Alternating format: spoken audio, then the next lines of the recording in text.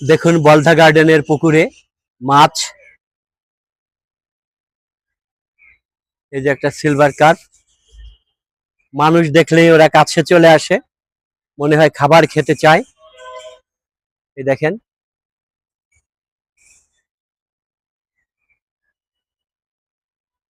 চলে যাচ্ছে।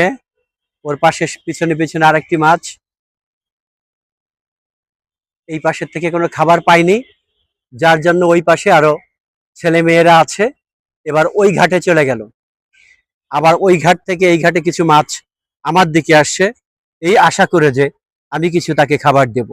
কিন্তু আমার কাছে কোনো খাবার নেই। মাছগুলো এখানে এসে থেমে গেল, এরপর হয়তো ওই পারে চলে যাবে। এই মাছগুলো চতুর্পাড়ে যখন মানুষ দেখে তাদের দিকে ছুটে যায়, শুধু খাবার আশায় অথবা তাদেরকে আনন্দ দেওয়ার জন্য, এবং এই মাছও হয়তো নিজেদের আনন্দ নেওয়ার জন্য। বলধা গার্ডেন, ওয়ারিতে, ইত্তেফাকের পাশে। যারা আসবেন তারা এখানে এসে শান্তি পাবেন, এটা আমার বিশ্বাস। এখানে এসে কবিতা লিখতে পারবেন, এখানে এসে গল্প করতে পারবেন নিরিবিলি।